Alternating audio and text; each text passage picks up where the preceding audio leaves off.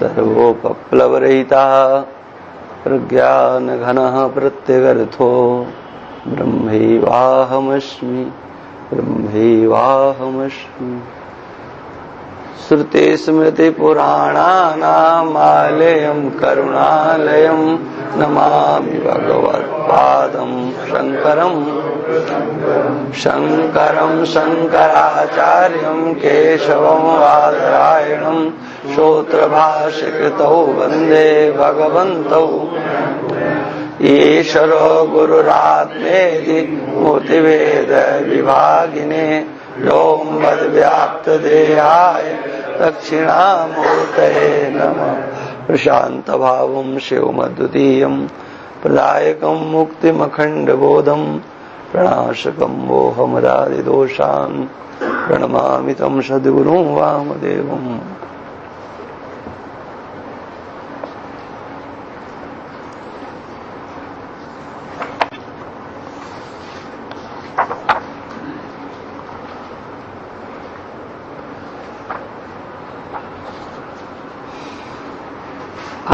षष्ठ कला प्रारंभ कहते हैं। अभी ये छठी कला प्रारंभ होती है।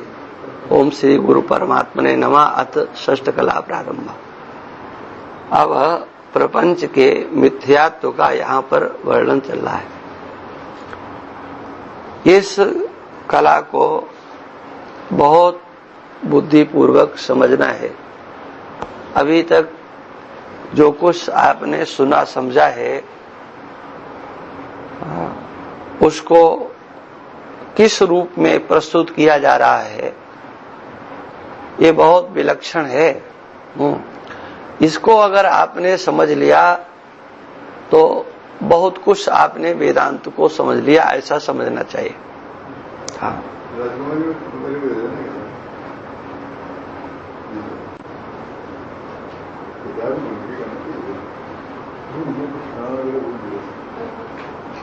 आपकी किताब कोई गलती से इधर उधर से ले गया है। हाँ, ये ललित छंद में इस ललित छंद है और इसमें अब तो भगवत कृपा से स्वामी पूर्णनाथ जी ने इसका अर्थ कर दिया है। नहीं तो मूल पुस्तक में इसका अर्थ नहीं है और अर्थ न होने के कारण जो परंपरा से नहीं पढ़े हैं वो इसको पार नहीं कर सकते हैं, कतई नहीं पार कर सकते। ये इस कला में हालांकि है तो पूरे ही उनके पदों में ऐसे शब्दों का योग है कि वो बिना बताए उनका नहीं आ सकता। वो कहे चाहे इतना हिंदी का मास्टर हो, क्योंकि इसमें पारिभाषिक शब्द हैं। पारिभाषिक शब्द वो होते हैं जो अपने उनकी परिभाषा ही अलग होती है, उसका अर्थ दूसरे उससे नहीं लगता है। जैसे व्याकरण के पारिभाषिक शब्द हैं, ऐसे न्याय दर्शन के पारिभाषिक शब्द हैं, ऐसे ही वेदांत दर्शन के अपने पारिभाषिक शब्द हैं। उनका कोई पर्यायवाची नहीं होता है। हाँ, वो उन्हीं शब्दों से उस अर्थ को समझना पड़ता है।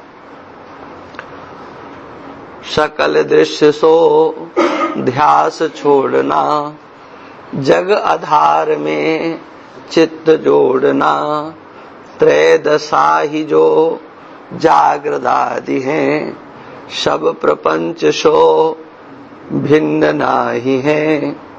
ये देखो, सकल दृश्य सो अध्यास छोड़ना है। यहाँ पर हिंदी इन्होंने किया है सकल दृश्य अर्थात पूर्ण संसार जो है सो अध्यास रूप ही है। इस दृश्य संसार को छोड़ना अर्थात इसका बाध करना चाहिए और जगदाधार शुद्ध ब्रह्म में चित्त को जोड़ना चाहिए। अभी तक हम लोग पढ़ चुके हैं देह तीन का दृष्टा, ये पढ़ चुके हैं। पंचकोशातीत और जागृत स्वप्न सुषुप्ति 3 अवस्थाओं का साक्षी है, ये पढ़ चुके हैं। और इसमें कुल मिलाकर के क्या पढ़ा है? इसमें केवल ये पढ़ा है कि ये सब दृश्य है और हम इस दृश्य से पृथक दृष्टा हैं। तो अब जो अभी तक आपने पढ़ा, जो दृश्य कोटि का पदार्थ है, उस दृश्य कोटि के पदार्थ को हमने अपने अहम के रूप में स्वीकार किया है ना। जितना भी दृश्य कोटि का पदार्थ है उस सब में हमने अपनी अहंता को बैठाला है। हाँ, कहते सकल दृश्य सो अध्यास छोड़ना। हाँ, वो अध्यास है। हाँ, अध्यास माने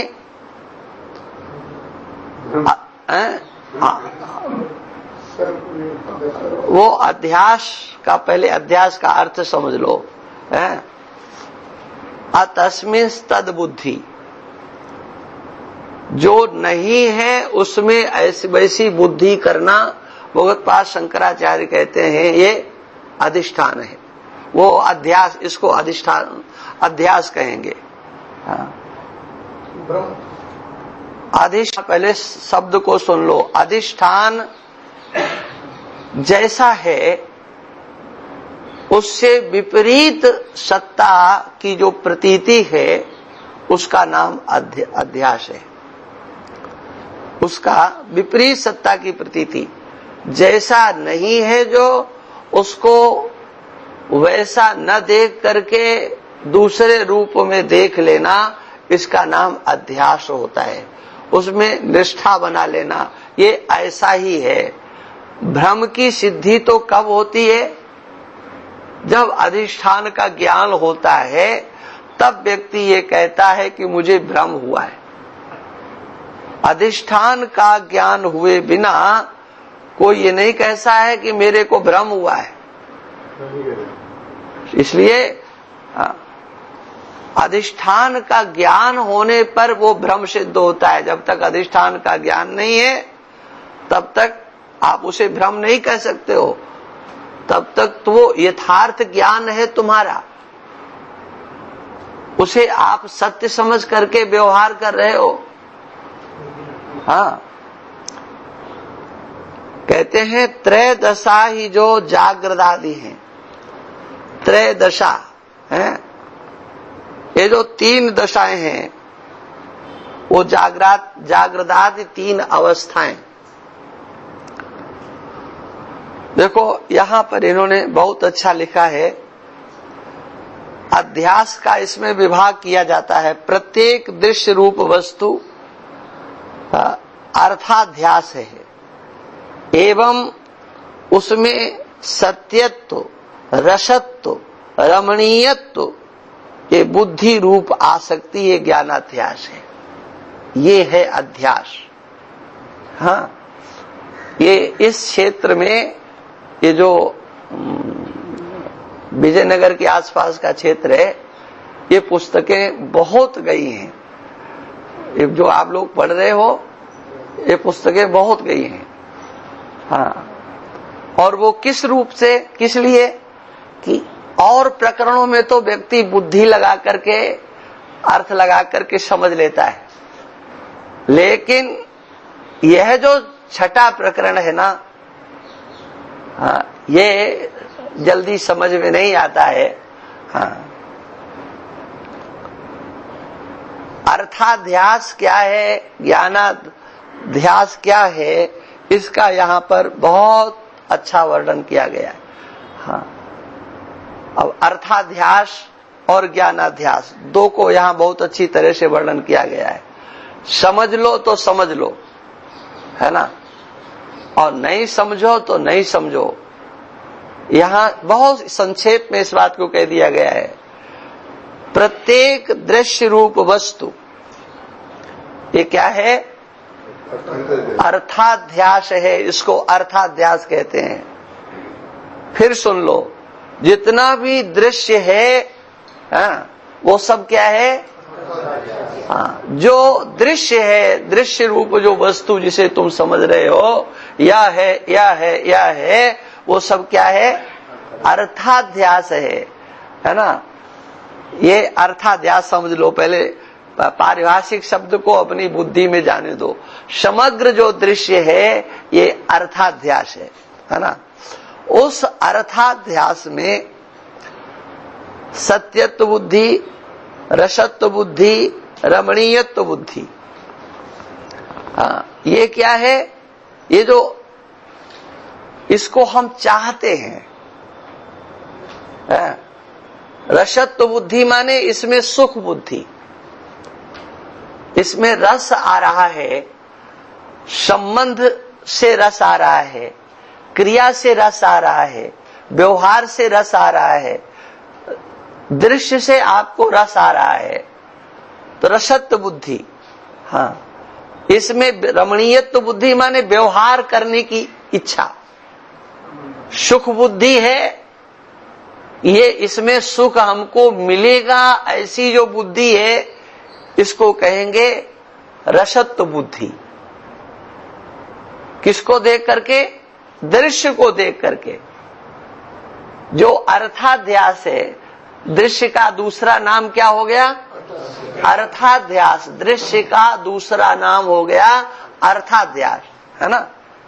समझ करके पढ़ लो भाई। हाँ, ये अगर समझ करके पढ़ लेंगे तो आनंद आ जाएगा। जो दृश्य है उसका नाम है अर्थाध्यास। उस दृश्य में हमारी एक बुद्धि बैठी हुई है, ये इससे हमको सुख मिलेगा। रस बुद्धि का अर्थ है सुख बुद्धि। हाँ, हमारा राग होता है, हाँ, तो वो राग किस रूप में होता है? सुख बुद्धि के कारण राग होता है। विषय की प्राप्ति हुई है कि नहीं हुई इसका कोई मतलब नहीं। किसी ने किसी विषय के संबंध में प्रशंसा कर दी, यही होता है कि वो बहुत अच्छा होता है, ऐसा होता है, ऐसा होता है, ऐसा होता है।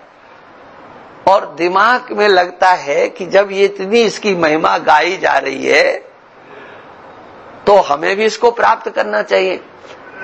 और सुन सुन करके ये संसार का खेल ऐसा ही चलता है।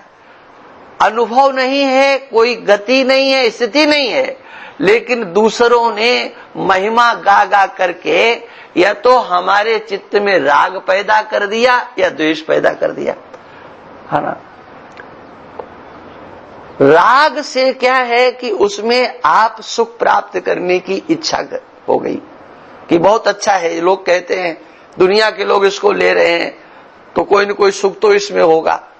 रागात्मिका माने सुख प्राप्त करने की इच्छा, ये रसत्व बुद्धि है। किससे? दृश्य से। दृश्य से सुख प्राप्त करने की। अब सुख प्राप्त करने के लिए उससे व्यवहार करना पड़ता है ना। सुख प्राप्त करने के लिए व्यवहार की आवश्यकता होती है, तो व्यवहार करना चाहिए तब हमको सुख मिलेगा। माने सुख बुद्धि और फिर रमणीयत्व बुद्धि, माने रमण करने की बुद्धि, व्यवहार करने की बुद्धि, ये रमणीय बुद्धि हो गई। और फिर उसमें सत्य बुद्धि,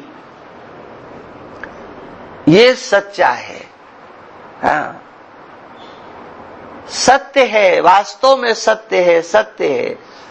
व्यवहार कर रहे हैं तो उसमें सत्यत्व बुद्धि दृढ़ होती है। सत्यत्व बुद्धि, रमणीयत्व बुद्धि, रस बुद्धि, ये हमारे बुद्धि में बैठा है कि ये सच्चा है, सच्चा है, सच्चा। क्या सच्चा है? दृश्य सच्चा है ना। ये जो दृश्य में सत्यत्व बुद्धि, दृश्य में व्यवहार रमणीयत्व बुद्धि, दृश्य में रसत्व माने सुख बुद्धि, ये जो है इसी को कहते हैं अध्यास, ज्ञानाध्यास। इसी को ज्ञानाध्यास के रूप में कहते हैं। है ना। इस बात को समझना चाहिए। तब ये कहना क्या चाहते हैं, इसको छोड़ दो। हाँ, सकल दृश्य सो अध्यास छोड़ना। हाँ, एक बार कभी हमारे मन में आया था कि इसको लेकर के मैं प्रवचन करूं। हाँ, इसको लेकर के कभी मेरे मन में ये बात आई थी। हाँ, सकल दृश्य सो अध्यास छोड़ना। ये जो समग्र दृश्य है, हाँ, इसमें जो अध्यास हो रहा है, वो अध्यास दो भागों में विभक्त हो गया। एक ही अध्यास को दो संज्ञाएं हो गई, एक अर्थाध्यास और एक ज्ञानाध्यास। ये जो दृश्य है वो तो हो गया अर्थाध्यास, और उसमें रसत्व, रमणीयत्व और सत्यत्व बुद्धि है, ये हो गया ज्ञानाध्यास। ठीक है ना। हाँ, ये समझ लो। और देखो, अर्थाध्यास को और सरल तरीके से समझना हो तो अर्थ शब्द का अर्थ होता है विषय। क्या अर्थ शब्द का अर्थ होता है? हाँ, इंद्रियेभ्यः पराह्यर्था अर्थेभ्यश्च परम मनः। गीता में भगवान कहते हैं इंद्रियों से परे अर्थ है, विषय परे है, पर है। इंद्रियेभ्यः परा, तो वहां अर्थ शब्द का अर्थ है विषय। अब देखो, इसी अर्थाध्यास का दूसरा नाम आप दे सकते हो विषयाध्यास। क्या? हाँ, इसी अर्थाध्यास का आप पर्यायवाची शब्द बना सकते हो विषयाध्यास। और विषय क्या है? ये सबका सब दृश्य है। दृश्य से अतिरिक्त और विषय कुछ होता नहीं। शब्द, स्पर्श, रूप, रस, गंध, ये 5 चीजों को संसार में से निकाल दो और संसार का दर्शन करो, नहीं कर सकते हो। हाँ, 5 जो वस्तुएं हैं यही दृश्य हैं। आप जो अभी तक पढ़ करके आए हो दृश्य, उन समग्र दृश्यों में ये पांचों के पांचों चीजें अनुस्यूत हैं। ये शरीर, स्थूल शरीर, हाँ, ये दृश्य है। तो दृश्य है तो ये हमारे नेत्रेंद्रिय का विषय है कि नहीं? इस अन्नमय कोश के अंदर जो कुछ भी है वो सब विषय है कि नहीं? है ना। और जो विषय होता है, वो जो अर्थ है, उसके प्रति हमारी क्या बुद्धि बनी हुई है भाई? रसत्व बुद्धि। इससे सुख मिलेगा, इससे व्यवहार करना चाहिए, ये सत्य है ना। ये जो विषय है यही अर्थ है ना। आप जो कुछ भी अभी तक 3 कलाओं के अंतर्गत पढ़ करके आए हो, ये सब समेट करके अर्थाध्यास हो गया। ये इसकी स्थिति अर्थाध्यास। अर्थाध्यास को ही, ये अच्छा शब्द है ना अर्थाध्यास, है ना। विषयाध्यास ये जो है ना, ये थोड़ा हल्की कोटि का शब्द है, लेकिन सच्चाई वही है जो हमने कही है ना। हम विषयाध्यासी हैं। एक विषय है और एक विषयी है ना। विषयी चेतन है और विषय जड़ है ना। जो विषयी है उसी को दृष्टा के रूप में, लेकिन हम अपने को विषय नहीं मानते हैं, हम तो अपने को विषय मानते हैं। यही अध्यास है। ये बात यहां पर कहते हैं त्रैदशा ही जो जागृदादि हैं, सब प्रपंच सो भिन्न नहीं है। इसका आगे विस्तार भी होगा, पहले अर्थ इसका कर लेते हैं। जागृदादि जो 3 अवस्थाएं हैं, सो इन अवस्थाओं के अंतर्गत ही सकल ये प्रपंच है। सारा प्रपंच जागृत, स्वप्न और सुषुप्ति के अंतर्गत आ जाएगा। सब प्रपंच सो भिन्न नहीं है। समग्र प्रपंच की अवधि क्या है? समग्र प्रपंच की सीमा है क्या? जागृत, स्वप्न और सुषुप्ति। ये समग्र प्रपंच तीन में ही सिमट जाता है। हाँ, इन अवस्थाओं से भिन्न अर्थात इसके सीमा से बाहर प्रपंच बिल्कुल ही नहीं है। कहीं प्रपंच नहीं है। आप कहें कैसे नहीं है? तो देखो, जागृत अवस्था का अभी आप जल्दी वर्णन करके आए हो। तो जागृत अवस्था को क्या कहा गया है? जहां 14 या 42, ये 42 की त्रिपुटी जहां काम करती है उसका नाम जागृत अवस्था है। अब इन 42 को निकाल दो तो बचेगा क्या? क्या बचेगा भाई? जागृत अवस्था में सब कुछ समा जाता है। जागृत अवस्था में 42 माने आपकी पंच कर्मेंद्रियां, पंच ज्ञानेंद्रियां और अंतःकरण चतुष्ट, ये सब आ गया। इनका आश्रय देह उसके अंतर्गत आ जाएगा, है ना? वो सब ये पूरा का पूरा आ गया। क्योंकि जागृत अवस्था में आप पंच कर्मेंद्रियां, पंच ज्ञानेंद्रियां और अंतःकरण चतुष्टय को शरीर से पृथक नहीं देखते हो। इस शरीर के अंतर्गत ही वो सब करण आ गए हैं। और जो विषय है ना, वो सब के सब आ गए। 14 के जो 14 विषय हैं वो विषय आ गए। हाँ, अधिभूत जिनको कहेंगे, इनके देवता आ गए।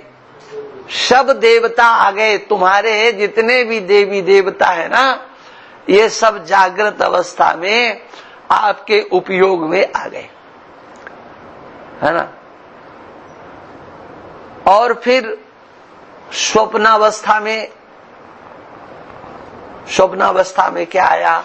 आपकी कल्पना आ गई। आपका मन जो कुछ भी व्यवहार कर सकता है, आपका मन कितना शक्तिशाली है,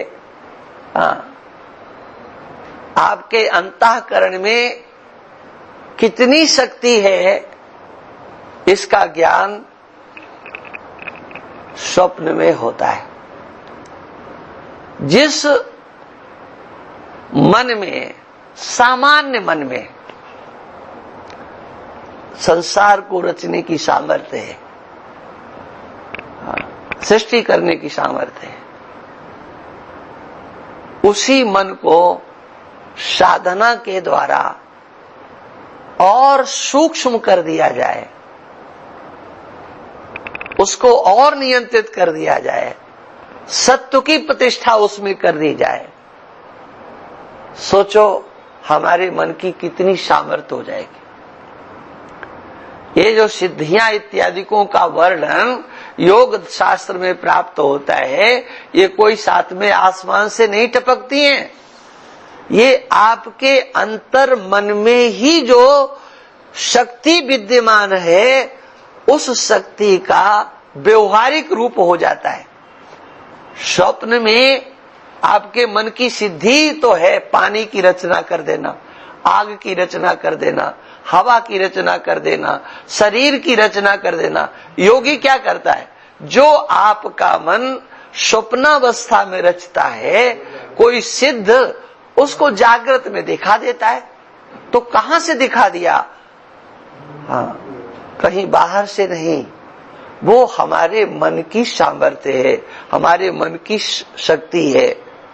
क्योंकि जितना जितना मन सूक्ष्म होता जाता है, उतना उतना मन उस परमात्म शक्ति के समीप होता जाता है, जिस परमात्म शक्ति के द्वारा ये समग्र सृष्टि की रचना होती है। और फिर अगर कहीं उनमें नहीं उलझा तो उससे भी छलांग आगे लगा देता है। हाँ, तो ये बात यहां पर बताई जा रही है। और फिर सुषुप्ति में आप चले जाओ, कुछ नहीं है, कुछ नहीं है, कुछ नहीं है, वहां पर कोई अनुभव आपको नहीं होता। तीनों दशाओं के अंतर्गत, तीनों अवस्थाओं के अंतर्गत ही ये सारा प्रपंच आ जाता है। हाँ, देखो, एक ज्ञान है और एक अज्ञान है। ये क्या है? ज्ञान और अज्ञान ये आपके व्यवहार में है कि नहीं? ज्ञान भी आपके व्यवहार में है और अज्ञान भी आपके व्यवहार में है। ज्ञान का दर्शन आप व्यवहार में करते हो और अज्ञान का दर्शन आप व्यवहार में करते हो।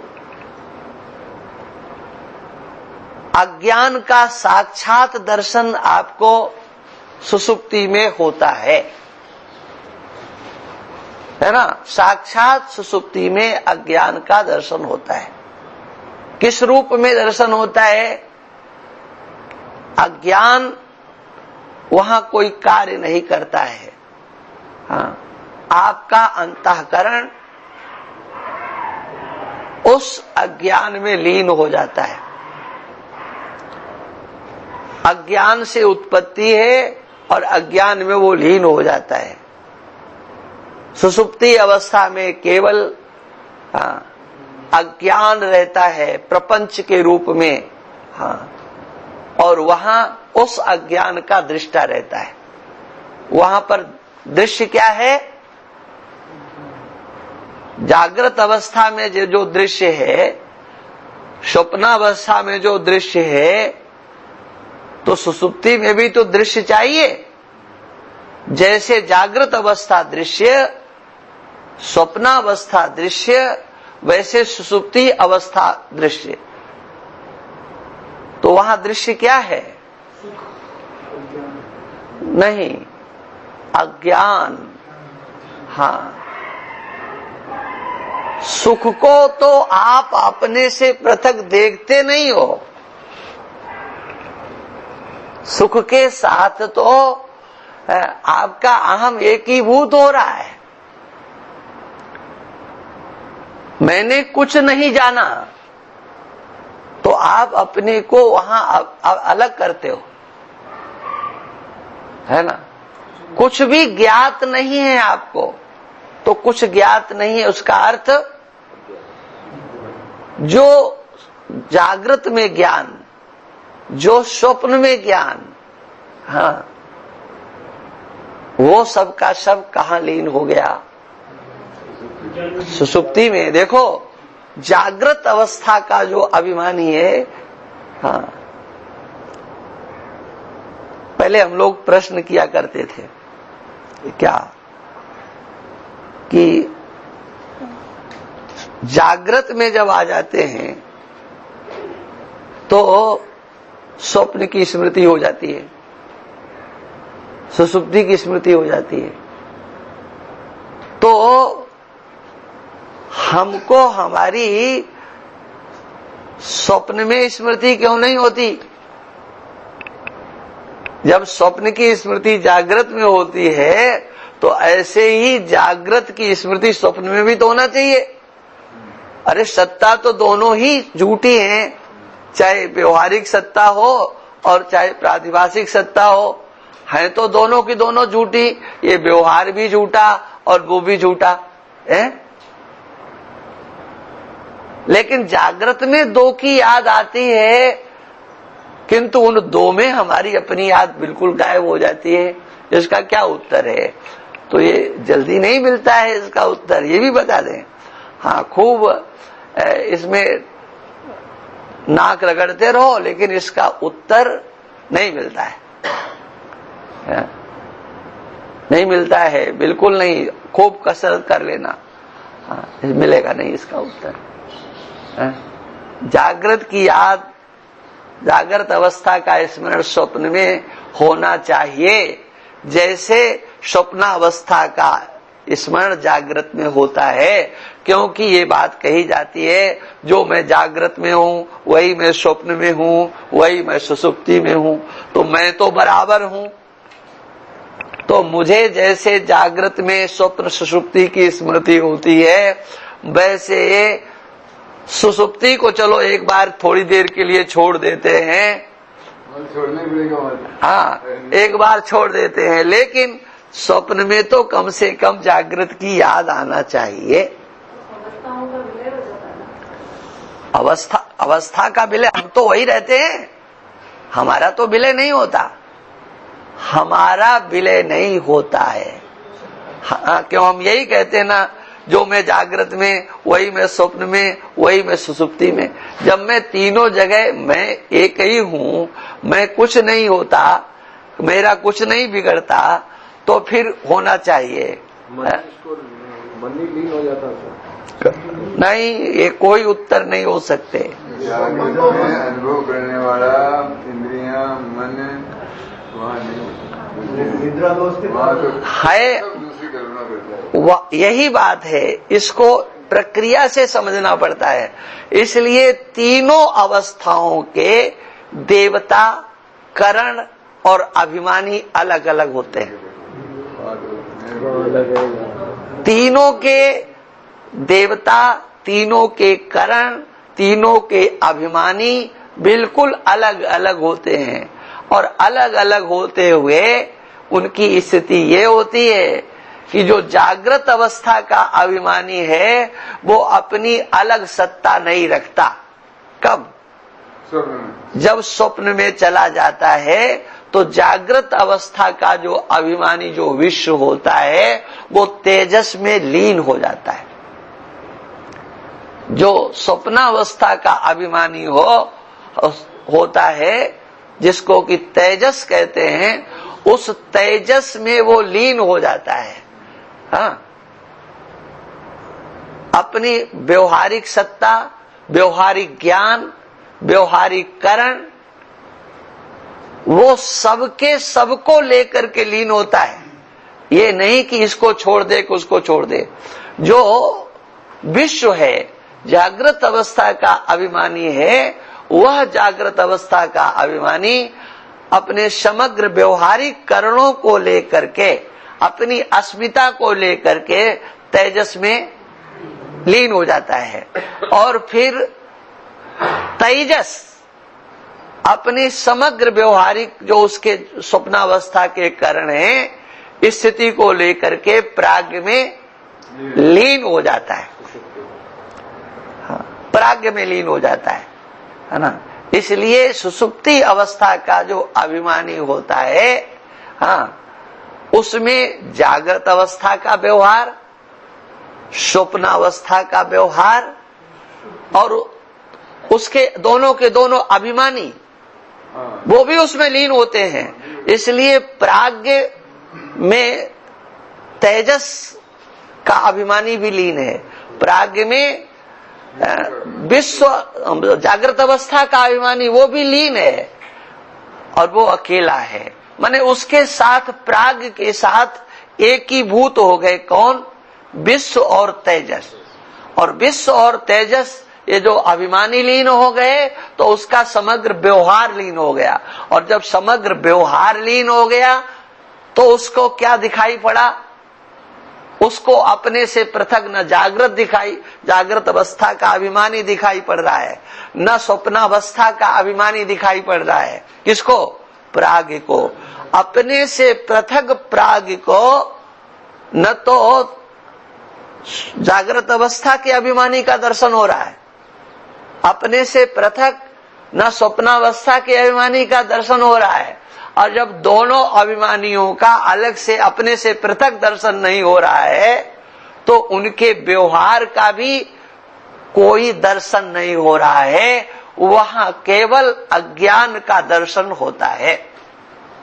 हाँ, वहां यही कहा जाता है, न किंचित अवेदिशम, मैंने कुछ नहीं जाना। क्या नहीं जाना आपने?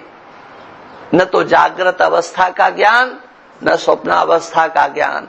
लेकिन सुषुप्ति में अज्ञान मात्र था, कोई ज्ञान नहीं था, किसी भी करण का कोई ज्ञान हमारे पास नहीं था, लेकिन हम थे, है ना, हम थे, ये हमें पूरा का पूरा ज्ञान होता है। हाँ?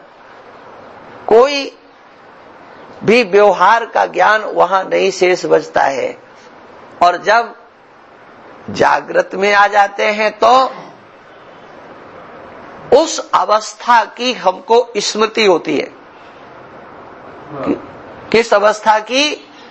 कि जहां पर कोई प्रपंच का व्यवहार का हमें ज्ञान नहीं था। हम तो थे, हाँ, हम थे, हम नहीं थे तो स्मृति किसको हुई? ऐसी अवस्था जिसमें हम तो थे, हाँ, और वहां पर कोई हमें परेशानी नहीं थी। सुख महम स्वाप्सम, मैं सुख से सो रहा था। हाँ, तो सुख क्या था वहां पर? सुख किसका था वहां पर? किसी इंद्रिय जन्य सुख था, योग जन्य सुख था, वस्तु जन्य सुख था, संबंध जन्य सुख था, न विषय जन्य सुख था, न क्रिया जन्य सुख था, न वस्तु जन्य सुख था, न संबंध जन्य सुख था। कुछ भी वहां था नहीं, लेकिन सुख था। तो फिर वो सुख किसका था? हाँ, वह सुख उस परमात्मा स्वरूप का था। हाँ, वह उस परमात्मा के, जो परमात्मा स्वरूप सुख स्वरूप है, उसके साथ वह प्राज्ञ एकीभूत था।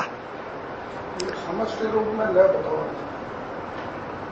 समष्टि नहीं, प्राज्ञ परमात्मा समष्टि व्यष्टि नहीं होता है।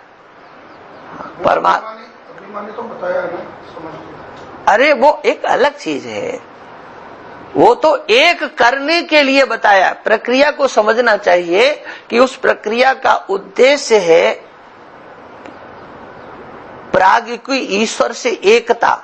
ईश्वर नहीं होता है, जो स्थिति ईश्वर की है, माने वहां पर ईश्वर में समग्र सृष्टि, ईश्वर से समग्र सृष्टि उत्पन्न होती है? ईश्वर में समग्र सृष्टि स्थित होती है, ईश्वर में समग्र सृष्टि गति को प्राप्त करती है, और ईश्वर में समग्र सृष्टि लीन हो जाती है। ये प्राज्ञ की भूमिका को समझाने के लिए अज्ञान से समग्र सृष्टि उत्पन्न हुई। ये जो दशा चल रही है, ये सब क्या है?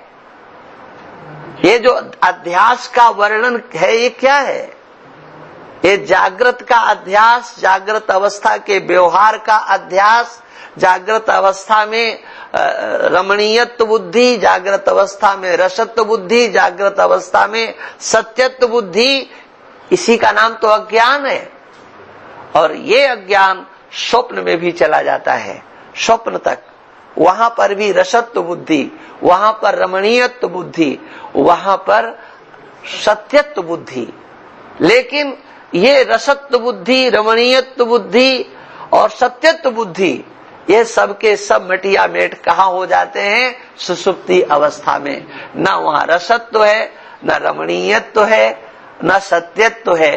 माने अज्ञान से जन्म हुआ, अज्ञान में स्थित है, अज्ञान में व्यवहार होता है और अज्ञान में लीन हो जाता है। ये बात यहाँ पर कही गई है। तो ये समग्र जो प्रपंच है, ये जितना भी है, ये क्या है? ये तीनों अवस्थाओं के, ये बात मैंने इतनी बढ़ा करके थोड़ा सा कह दिया इसलिए कि आपकी समझ में आ जाए कि ये जो जागृत अवस्था है, स्वप्नावस्था है, सुषुप्ति अवस्था है, इतना ही प्रपंच है। ये समग्र प्रपंच इन तीन अवस्थाओं के अंतर्गत समेट करके आ जाएगा। हाँ, ये समग्र प्रपंच इतना ही है।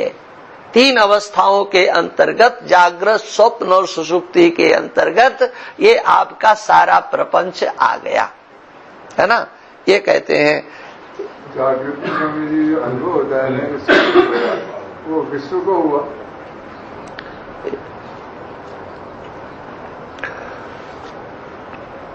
आगे देखो, इस विषय को बढ़ाएंगे तो काफी बढ़ेगा। यहां पर विषय आ चुका है, हम लोगों ने ध्यान नहीं दिया। जो 14 करण है ना, उन 14 करणों में जो चिदाभास है, चिदाभास की सत्ता से ये सब करण कार्य करते हैं। और फिर उसमें हमारी अहम बुद्धि होती है। किसमें? जागृत नहीं, चिदाभास में नहीं, जागृत अवस्था के समग्र विषय में। जो जागृत अवस्था में विषय है शरीर से लेकर के, ये तो आप सुन चुके हैं ना कि सब कुछ दृश्य हो गया। जो दृश्य है उस दृश्य में हमारी अहम बुद्धि होती है। हाँ, उस समग्र जागृत अवस्था के प्रत्येक व्यवहार में मेरा अहम बैठा हुआ। मैं देख रहा, मैं सुन रहा, मैं किसी को ग्रहण कर रहा, किसी का मैं त्याग कर रहा इत्यादि। ये जो बैठी हुई है ना, इस समग्र अवस्था का जो अभिमान करता है उसको विश्व कहते हैं। ठीक है ना। अब वो विश्व है, वह विश्व अपने को उतना ही मानता है, इसलिए उसको अभिमानी कहा जाता है। उसको अभिमान है केवल अपने इस 3.5 हाथ शरीर का। 3.5 हाथ के शरीर में जो कर्मेंद्रियां, ज्ञानेंद्रियां, प्राण, अंतःकरण, उस सब को वह विश्व अपने से पृथक नहीं देखता। न प्राणों का अलग दर्शन है, न कर्मेंद्रियों का अलग दर्शन है, न ज्ञानेंद्रियों का अलग दर्शन है, न अंतःकरण का अलग दर्शन है। संक्षेप में अगर कहा जाए, जागृत अवस्था में कार्यकरण संघात में उसकी पूरी अहंता होती है और कार्यकरण संघात में उसकी रस बुद्धि हो जाती है। कार्यकरण संघात से उसमें रमणीयत्व बुद्धि हो जाती है और कार्यकरण संघात में उसकी सत्यत्व बुद्धि हो जाती है। इस समग्र कार्यकरण संघात में सत्यत्व बुद्धि, कार्यकरण संघात में रमणीयत्व बुद्धि, कार्यकरण संघात में रसत्व बुद्धि। यही तो है ना कि व्यक्ति से हाथ मिलाता है, हाथ मिलाने की इच्छा करता है, हाथ मिलाकर के सुखी होता है। ये क्या है? जैसा अपने को समझता है, हाँ, वैसा दूसरे को, है ना। मैं मनुष्य, ये मनुष्य, मैं बड़ा आदमी, ये बड़ा आदमी। तो अब उसको रस कहाँ आता है? छोटे आदमी से हाथ मिलाने में रस नहीं आता। रसत्व बुद्धि कहाँ है? हमारे बराबर का। अरे बराबर का नहीं, बड़ा और हो और फिर उससे हाथ मिले और बड़े से हाथ मिले। माने रसत्व बुद्धि कहाँ है? हाथ मिलाने में, क्रिया में, है ना, व्यवहार करने में। और उस हाथ मिलाने को सत्य समझना, ये सब क्या है? ये कहाँ है? कार्यकरण संघात में जो अभिमान करके बैठा हुआ है उसको ही जागृत अवस्था का सुख होता है।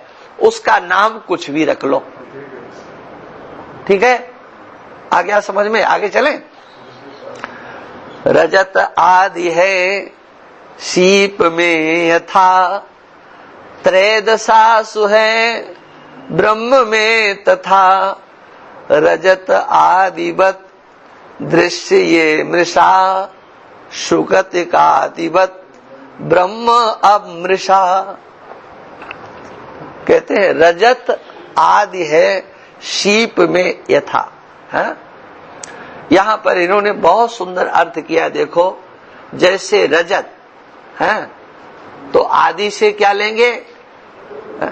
अब्रक होता ना, अब्रक चमकीला एक पदार्थ खानों से निकलता है, वो पदार्थ है, उसको बोतल बोलते हैं। हाँ, और एक चमकीला कागज भी होता है, जैसे आप लोग रसोई इत्यादि में उनका प्रयोग करते हो, वो भी चांदी की आजकल प्लेटें और बनने लगी, माने चांदी की प्लेटें, हाँ, वो उसी को यहाँ कागज कहा गया है। तो जैसे सीपी है ना, सीपी में ये तीनों की तीनों भ्रांतियां हो सकती हैं। जैसे रजत, भोडल व कागज अपने अधिष्ठान रूप सीपी में कल्पित ही हैं। जैसे किसी ने सीपी को देखा, एक सीपी पदार्थ होता है ना, समुद्र के किनारे मिलते हैं, बहुत आप लोगों ने देखा होगा, उसमें किसी को चांदी की ही भ्रांति हो ऐसा नहीं, कोई उसमें अभ्रक भी उसको समझ सकता है, कोई उसे चमकीला कागज भी समझ सकता है, हाँ, और कोई उसे चांदी भी समझ सकता है। मान लीजिए 3 मनुष्य हैं और तीनों की 3 दृष्टियां हो गई, एक की चांदी दृष्टि हो गई, रजत दृष्टि हो गई, एक की अभ्रक भोडल दृष्टि हो गई, और एक की कागज चमकीले कागज की दृष्टि हो गई। किस में हो गई? सीपी में। लेकिन कब हो गई? सीपी को जान करके हो गई कि सीपी को बिना जाने?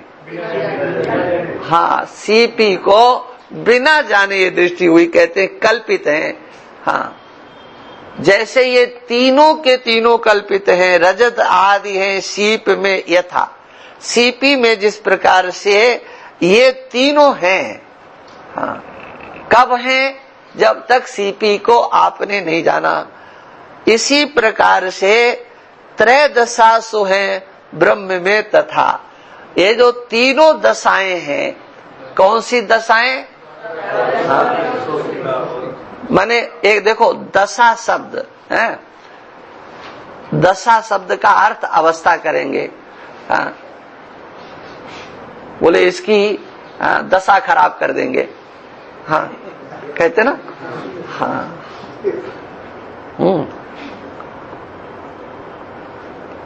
ये अवस्थावाचक है ना, हाँ, इसकी तो दशा बिगड़ गई है। तो इस प्रकार के शब्द तो कहते हैं ये जो जागृत, स्वप्न और सुषुप्ति, ये 3 दशाएं हैं, 3 अवस्थाएं हैं। ये भी है, इसका आप लोगों ने बहुत अच्छी तरह से चिंतन किया है। तो ब्रह्म में उसी प्रकार से है, उसी प्रकार से त्रैदशासु हैं ब्रह्म में तथा, माने जैसे सीपी में ये तीनों हैं, है नहीं, न सीपी में चांदी है, न सीपी में घोड़ल है, न सीपी में कागज है क्या? कल्पित है। तो कल्पना आपने की है क्या?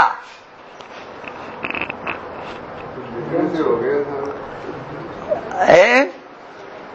कल्पना आपने की नहीं है, आपको प्रतीति हुई है ना? इसी का नाम अनादि अज्ञान है।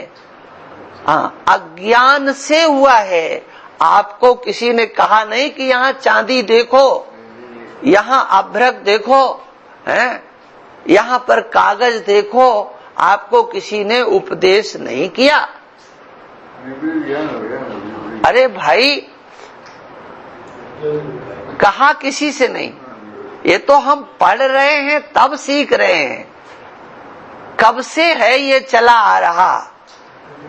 क्या समझना क्या है? ये जागृदादि अवस्थाओं का अभिमान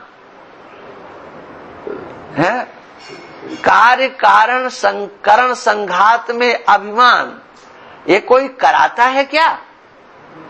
कार्य करण संघात में अभिमान नहीं कराता। ये जो जागृत अवस्था का ये जो 42 की त्रिपुटी को निरूपण किया गया है, इसके कर्तृत्व में अभिमान कराने की कोई प्रेरणा देता है क्या? नहीं देता है। हाँ, लेकिन है, होता है। हैं?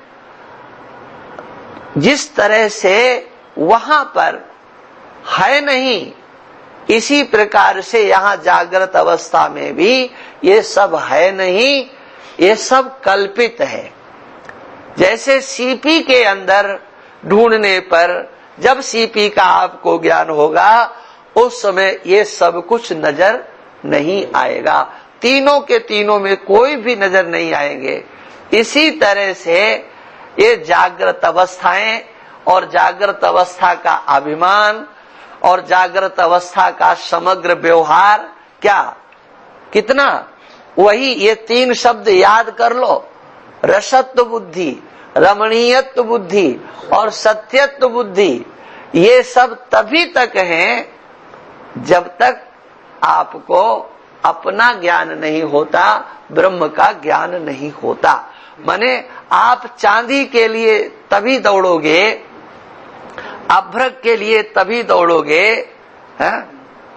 उस कागज के लिए तभी दौड़ोगे जब तक सीपी का आपको ज्ञान नहीं हुआ है। जब सीपी का ज्ञान होगा तो आप उसको, उसमें आपकी रसत्व बुद्धि नहीं रहेगी।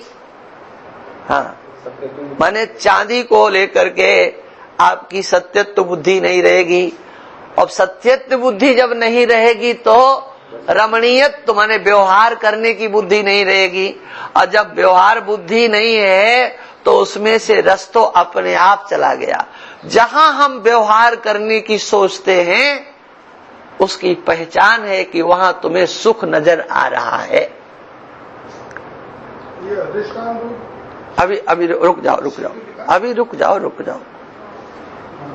पहले इतना समझ लो, व्यवहार करते हो तो क्यों करते हो? उसमें सुख बुद्धि है और सत्यत्व बुद्धि है, ध्यान रखना। ये दोनों बुद्धियां कार्य करती हैं तभी आप व्यवहार करते हो। सुख बुद्धि और सत्यत्व बुद्धि ये है ना। यदि आपको सत्य क्या है ये ज्ञान हो जाए, जैसे सीपी है, सीपी का ज्ञान होने के बाद जो तुम्हारे बुद्धि में पहले आया था और व्यवहार करने के लिए चले थे, वो व्यवहार होगा? नहीं हो सकता है। माने सीपी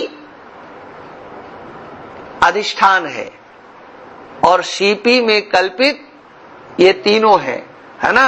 इसी प्रकार से यहां कहते हैं ये जागृत, स्वप्न और सुषुप्ति, ये तीनों अवस्थाएं भी अपने अधिष्ठान रूप ब्रह्म में कल्पित है। हाँ, जैसे उस सीपी में रजत, अभ्रक और कागज, ये तीनों काल में नहीं है, इसी प्रकार से अपने अंदर, अपने स्वरूप के अंदर, है ना, अधिष्ठान स्वरूप ब्रह्म में, जो अधिष्ठान ब्रह्म है ना, उसमें कल्पित है। माने ब्रह्म में कल्पित है ना, लेकिन आप में तो है ही। हाँ, ध्यान रखना, इसलिए ये बात कही गई है। हाँ, त्रैदशासु है ब्रह्म में तथा। हाँ, जैसे हाँ, रजत आदिवत दृश्य ये मिश्रा। हाँ, देखो भाई, अब समय तो हो गया है, अब इससे आगे की चर्चा कल ही करेंगे। ये दो पंक्तियां अभी रह गई हैं।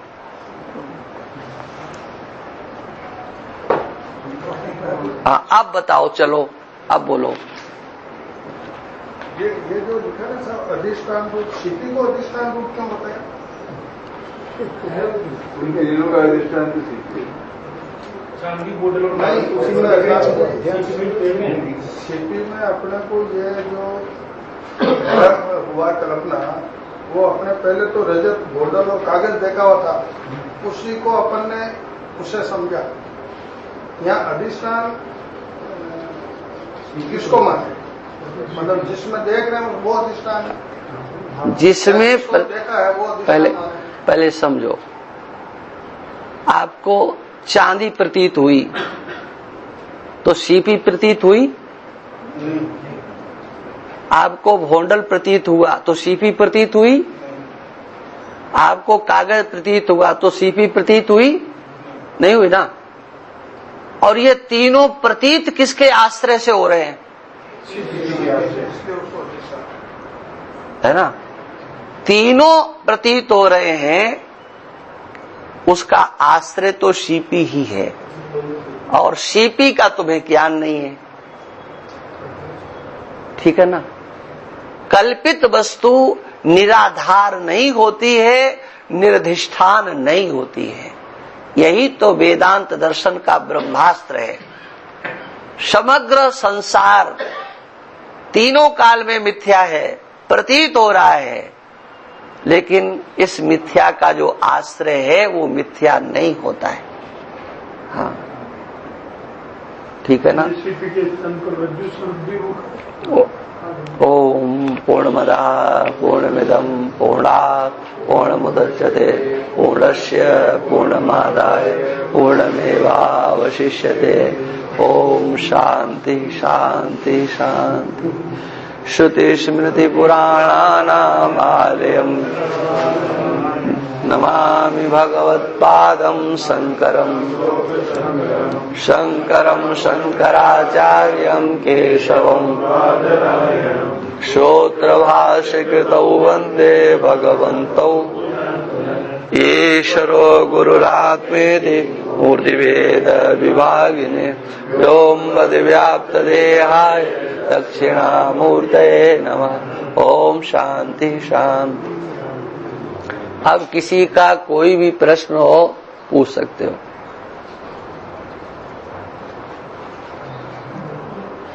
जो विषय चला है अब उस पर कोई कुछ भी पूछना चाहो स्वतंत्र हो, पूछ लो। बंद कर दिया ना इसको।